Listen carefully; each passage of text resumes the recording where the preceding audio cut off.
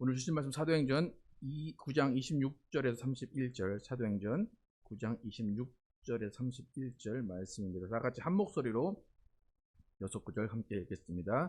시작. 사울이 예루살렘에 가서 제자들과 사귀고자 하나 다 두려워하여 그가 제자됨을 믿지 아니하니 바나바가 데리고 사도들에게 가서 그가 길에서 어떻게 주를 보았는지와 주께서 그에게 말씀하신 일과 다메섹에서 그가 어떻게 예수의 이름으로 담대히 말하였는지를 전하니라. 사울이 제자들과 함께 있어 예루살렘에 출입하며 또 주 예수의 이름으로 담대히 말하고 헬레파 유대인들과 함께 말하며 변론하니 그 사람들이 죽이려고 힘쓰거늘 형제들이 알고 가이사랴로 데리고 내려가서 보내니라. 그리하여 온 유대와 갈릴리와 사마리아 교회가 평안하여 든든히 서가고 주를 경외함과 성령의 위로로 진행하여 수가 더 많아지니라. 아멘. 위로의 성령님을 나누는 교회라는 제목으로 오늘 나누겠습니다. 성령의 위로를 나누는 교회. 지난주 동일한 본문으로 교회가 간직해야 할 본질에 대해서 오늘 세 번째로 나누고 있습니다. 교회가 간직해야 될 본질, 첫 번째는 무엇이었습니까? 교회가 평안의 시간을 즐겼다는 것입니다. 두 번째는 뭐였습니까? 교회가 삶에서 주를 경외했다. 오늘 마지막 세 번째는 성령의 위로로 진행했다라고 오늘 본문은 이야기합니다.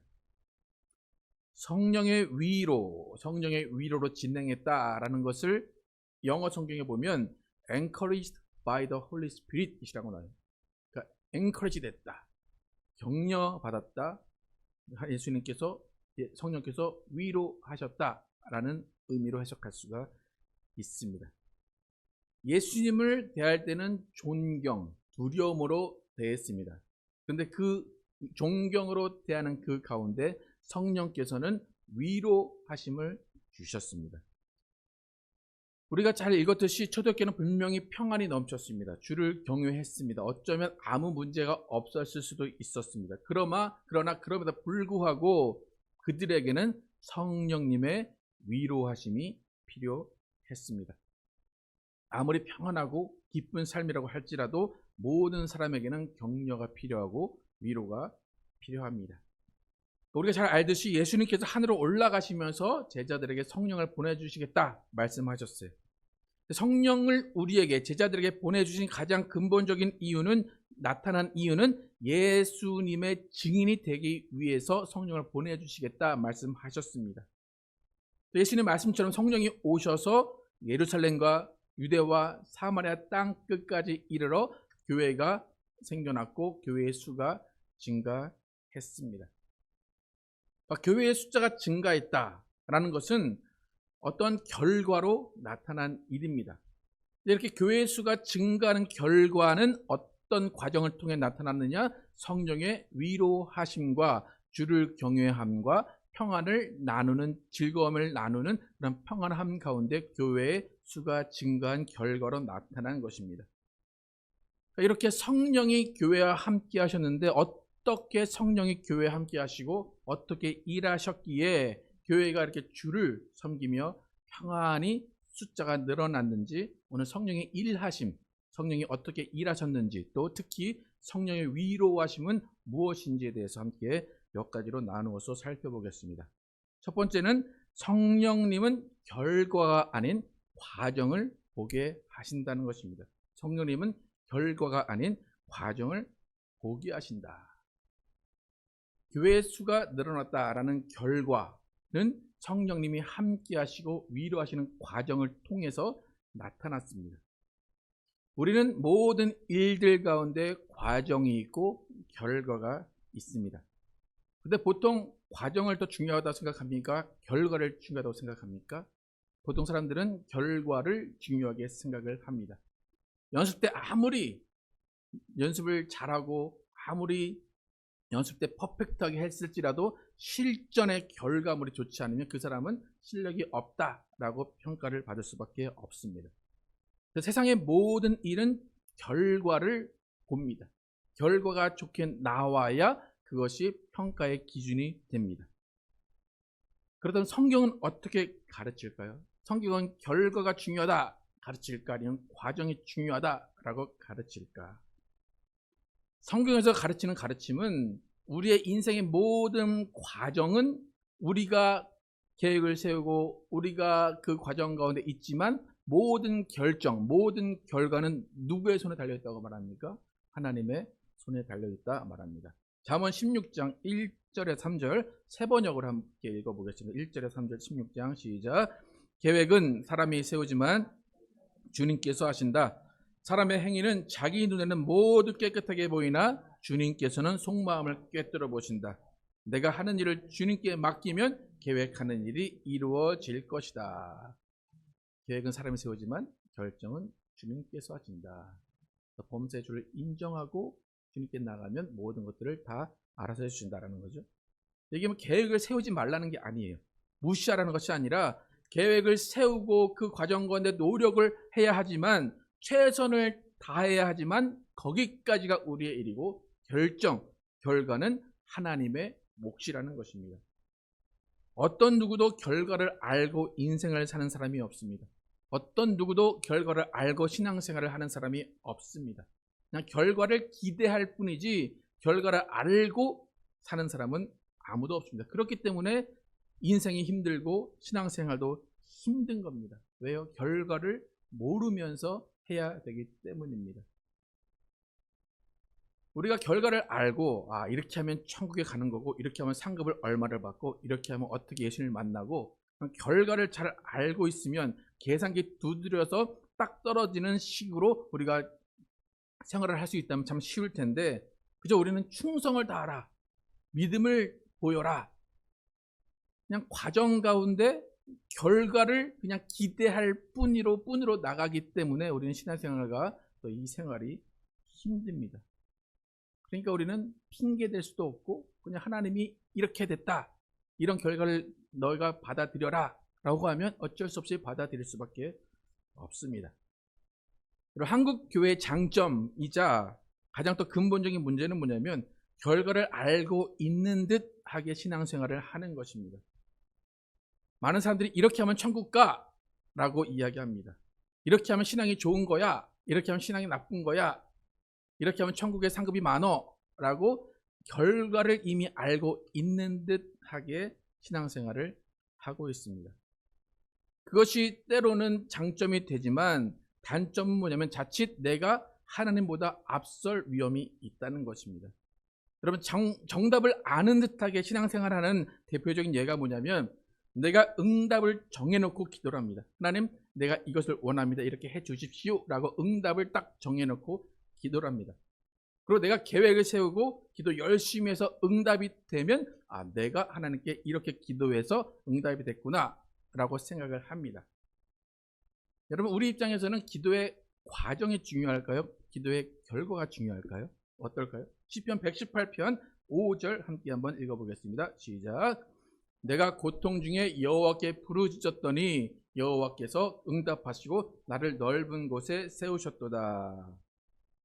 이 구절이 이제 기도의 응답에 관해서 얘기할 때 많이 사용되는 구절 중에 하나인데 이 구절만 가져와서 잘못 읽으면 내가 여호와께 부르짖은 결과가 여호와께서 응답하신 것으로 나타났다. 내가 기도했더니 하나님께서 응답하셨다라고 해석할 수 있어요.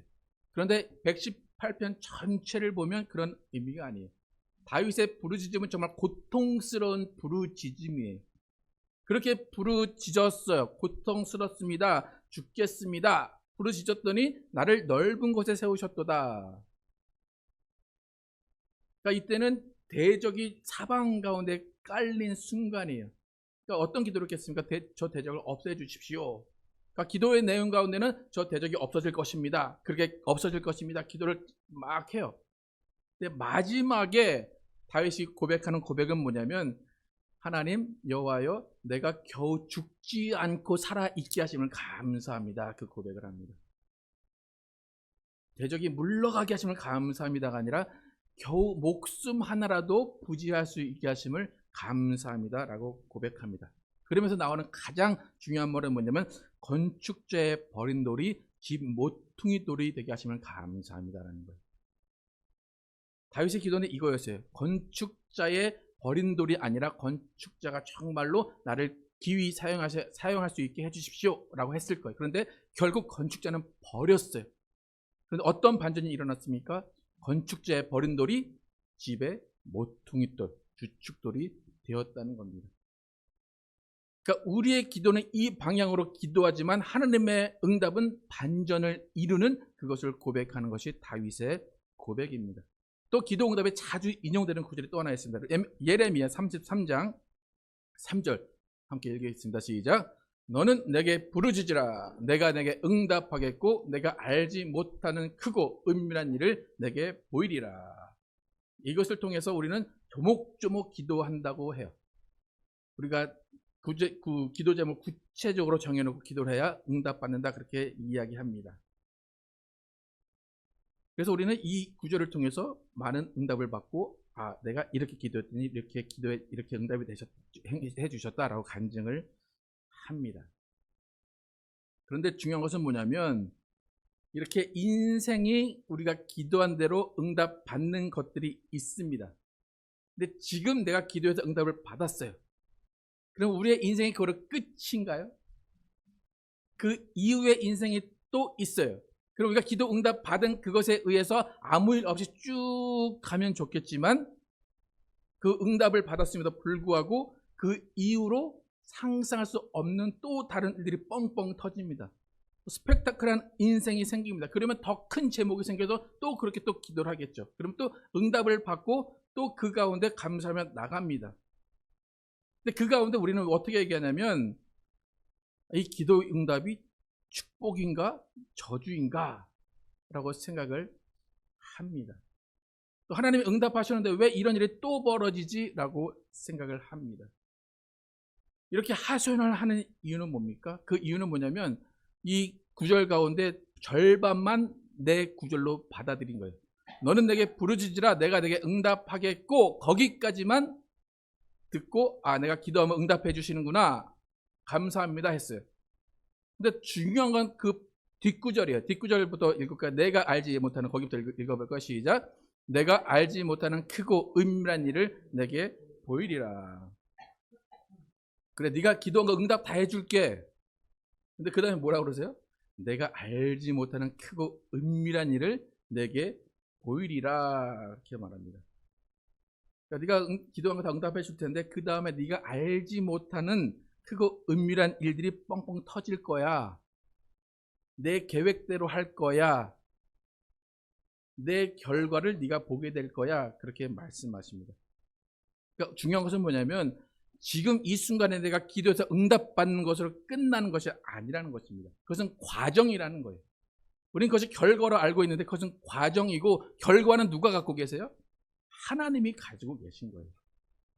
그러니까 우리는 지금 응답받았다, 지금 응답이 안 됐다, 그것이 중요한 게 아니라는 거예요. 모든 것이 하나님 손에 달려 있습니다라고 고백하는 그 고백이 제일 중요하다는 것입니다. 그러니까 우리의 삶은 하나님의 영원한 계획 속에 들어있기 때문에 우리의 삶은 계속 과정이에요. 여러분, 결론 난 건 하나도 없습니다. 여러분, 결론 난 거 있습니까? 결론 난 것 같은데 반전이 이루어져요. 또 반전이 이루어져서 안 좋은 것 같은데 또 다른 반전이 이루어져요. 그 모든 것은 과정이라는 것입니다. 성령님은 우리에게 오셔서 그 과정을 보게 하시는 분이지 결과를 보게 하시는 분이 아니라는 것입니다. 하나님의 영원하신 계획 가운데 이루어지는 과정, 그 과정 가운데 우리를 지키시는 분이 성령님이십니다. 그 과정 가운데 보호하시고 역사하시는 분이 우리 성령님입니다. 성령님이 우리를 지키시고 우리의 인생의 과정을 함께 하시는 이유는 뭐냐면, 사실 엄밀히 말하면 성령님도 결과를 알지 못하십니다. 예수님이 언제 오실지 그 결과는 누구만 아십니까? 하나님 아버지만 아십니다. 그러니까 예수님도 모르고 성령도 모르니까 모르는 사람끼리 뭐 하는 거예요? 함께 위로하고 함께 격려하는 겁니다. 성령님은 결과를 보여주시는 분이 아니라 부르짖게 하시는 분입니다. 성령님은 그 과정 가운데 우리가 쓰러지지 않게 계속해서 격려하시고 일으켜 주시고 힘을 주시고 포기하지 않게 해주시는 분이 성령님이십니다. 그러니까 우리가 예상치 못한 일을 당했을 때 하나님을 오해하지 않게 해주시는 분이 성령님이십니다. 그러니까 여러분의 인생 가운데 많은 굴곡이 있죠. 그리고 여러분의 지금 인생 가운데 뜻하는 것이 이루어지지 않음에도 불구하고 이렇게 하나님께 나와서 예배하는 이유, 예배할 수 있는 힘은 무엇입니까? 성령님이 여러분 인생 과정 가운데 함께 계시기 때문입니다. 그러니까 초대교회도 즐거운 일만 있었다, 초대교회가 수가 늘어났으니까 우리는 성공했다, 그것이 아니라 모든 초대교회 인생 과정 가운데 성령님이 함께 계셨다는 겁니다.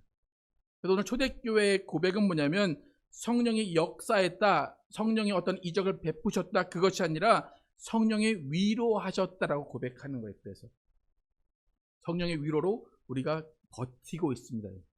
성령의 위로로 우리가 힘을 얻고 있습니다. 아직 끝난 게 아니에요. 여러분, 위로는 과정을 인정하는 겁니다. 위로라는 것은 과정을 다시 시작하게 하는 겁니다.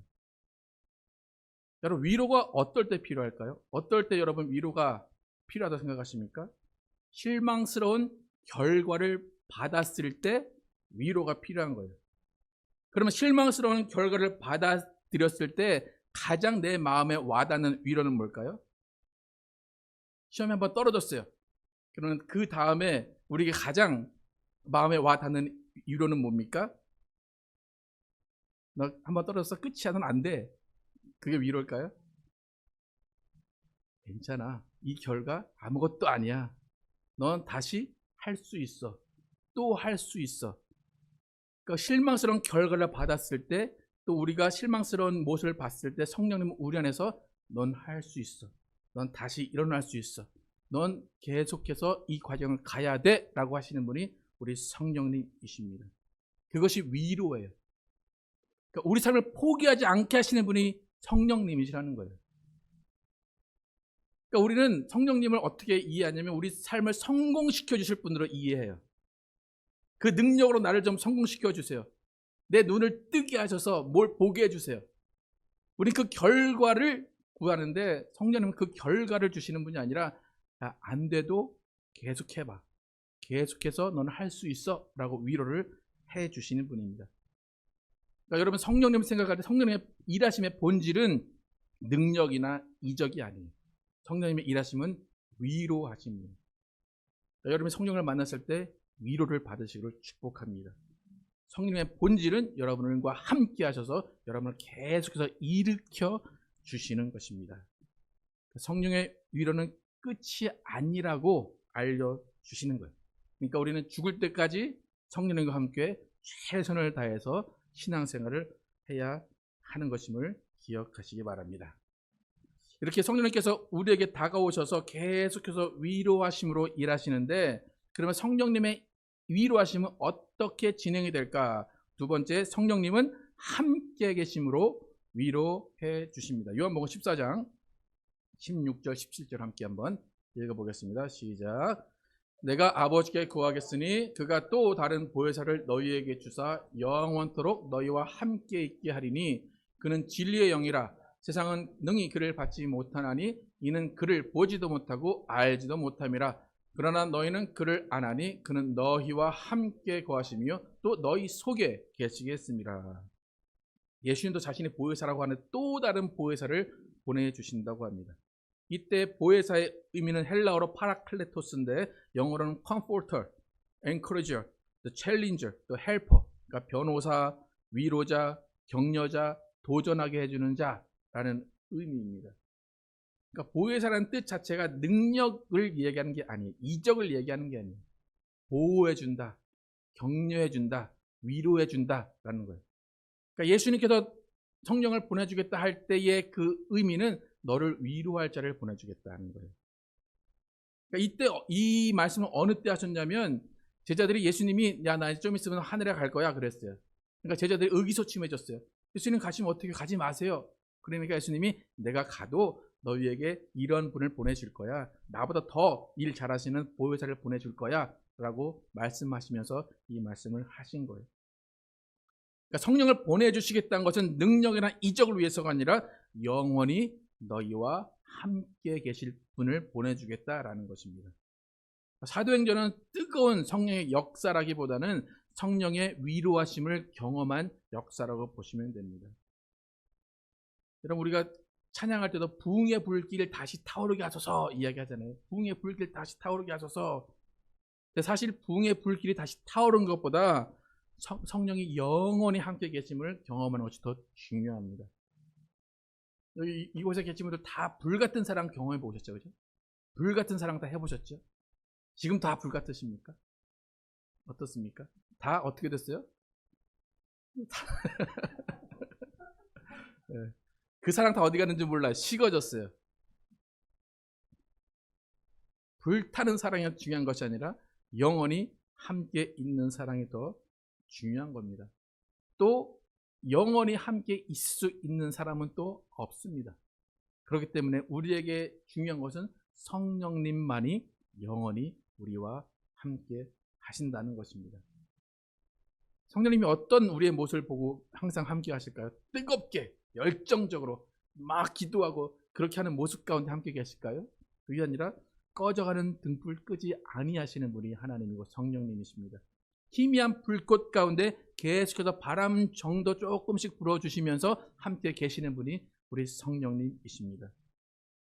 여러분, 저는 개인적으로 성령 운동을 지지하는 사람이에요. 제가 지지하는 성령 운동은 한번 뜨거워져서 성령의 불만 외치다가 오히려 그 뜨거움에 자기가 지쳐서 넘어지는 것이 아니라 계속해서 성령의 위로함 가운데 성령과 함께 있는 성령 운동을 지지하는 사람입니다. 여러분, 성령님을 예수님께서 보내주시고 속에 거하게 하신대요. 왜 거하시게 하신지 여러분 이제 확실히 아셨습니까? 성령님은 영원히 여러분과 함께 하시기 위해서 여러분 속에 계십니다. 영원히 떠나지 않으신대요. 잠깐 놀라운 이적, 아 뜨거 하는 이적을 위해서가 아니라 영원히 여러분 안에 계셔서 위로하시고 힘주시고 격려하시겠다는 것입니다. 그렇기 때문에 우리는 성령님과 함께 있는 것이 참 중요합니다. 함께 있다는 것이 얼마나 중요한 일인지를 아시기를 축복합니다. 여러분, 함께 있는데 아무 말 안 하면 괜히 불편하고 함께 옆에 있는 것 자체가 불편한 사람들 있죠. 그러면 그 두 사람은 친한 사람입니까? 친밀합니까? 아니죠. 성령님이 여러분과 함께 계세요. 여러분 어떻게 성령님과 친밀한 교제를 나누고 계십니까? 성령님은 우리 가운데 계속해서 나와 대화하자, 내 말을 들어라, 또 네 말을 듣고 싶다 라고 계속해서 이야기하십니다. 성령과 함께하는 것 그 자체가 능력이고 그 자체가 위로임을 경험하시기를 축복합니다. 우리 하이츠교회 성령의 불로 뜨거워지는 것도 좋아요. 근데 그 뜨거움이 사라진 것 같아도 성령이 함께 계시는 것을 모두가 누리는 그 기쁨을 누리기를 축복합니다. 세 번째 성령의 일하심은 성령님은 함께 모여서 서로 위로하게 하신다는 것입니다. 히브리서 10장 25절 함께 읽겠습니다. 시작. 모이기를 패하는 어떤 사람들의 습관과 같이 하지 말고 오직 권하여 그 날이 가까움을 볼수록 더욱 그리하자. 성령님이 우리에게 위로를 해 주십니다. 격려해 주시고 함께 계십니다. 그런데 우리는 살다 보면 외롭다라는 감정을 느낄 때가 있습니다. 부모가 있고 친구가 있고 배우자가 있어도 진정으로 나를 알아주는 사람이 없다라고 외로움을 느낄 때가 있습니다. 신앙생활도 잘하면 잘할수록, 신앙이 잘하면 잘할수록 더 느끼는 것이 외롭다라는 것입니다. 교회에서 가장 주목받고 교회에서 가장 외롭지 않을 것 같은 목사가 가장 또 외로움을 많이 느낍니다. 지금 이 시대는 외로움의 시대, 또 고립의 시대라고 말을 합니다. 아마 코로나 때 자가 격리를 해보신 분들은 그 괴로움이 무엇인지, 그 외로움이 무엇인지, 또 고립이 무엇인지를 잘 아실 겁니다. 어떤 연구에 의하면 외로움은 운동을 전혀 하지 않은 것보다 우리에게 더 해롭다고 그래요. 또 외로움은 알코올 의존증보다 더 위험한 증상이라고 그래요. 비만보다도 2배나 더 우리 몸에 해롭다고 합니다. 또 매일 담배를 15개씩 피는 것과 동일한 그런 증상이 외로움 가운데 나타난다고 합니다. 여러분, 위로의 성령님 어떻게 우리를 위로해 주실까? 우리가 외롭게 혼자 있지 않고 어떻게 하라고 하십니까? 모이라고 하십니다. 히브리서 오늘 읽은 10장 25절에 오직 권하여 라고 나오죠. 오직 권하여가 영어로 어떻게 됩니까? encourage one another예요. 권하라는 것은 자, 모여라, 모여라. 너 안 나오면 안 돼. 그게 아니라 어떻게 하라는 거예요? 서로 위로하고 서로 격려하라는 거예요. 오늘 본문 사도행전 본문에서 성령의 위로하심 가운데 수가 늘어났다라고 할 때 그 위로하심도 똑같은 앵커리지예요. 성령이 위로하셔서 교회의 수가 많아진 것과 모이기를 피하는 어떤 사람들의 습관과 같이 하지 말고 오직 권하여 그날에 가까울수록 더욱 볼수록 그리하자라고 하는 것, 그 앵커리지는 서로 위로하라는 것입니다. 그러니까 모이기를 피하는 것은 마귀의 역사고 모이게 하는 것은 성령의 역사입니다. 근데 우리가 교회에 모이는 이유는 뭡니까? 위로받고 위로하기 위해서요. Encourage one another. 여러분 교회에서 위로를 받고 계십니까? 어떻습니까? 위로받는 것을 어떤 대접받는 것으로 착각하시는 분들 계세요. 위로는 대접받는 게 아니라 용기를 주고 용기를 받고 서로 지지해 주는 것이 위로입니다. 그러니까 위로는 우리의 삶을 다시 살 수 있도록 해주는 것이 위로입니다. 성령님은 책망하시는 분이 아니라 위로하시고 지지하시고 격려하시고 우리의 불평을 들어주시는 분이십니다. 성령님은 우리의 무료 카운셀러예요. 요즘 카운셀러 만나보신 분 계십니까? 병원 가서 카운셀러 만나는 것도 쉽지 않고 돈도 많이 듭니다. 근데 성령님은 돈 받으십니까? 안 받으십니까? 무료 카운셀러입니다.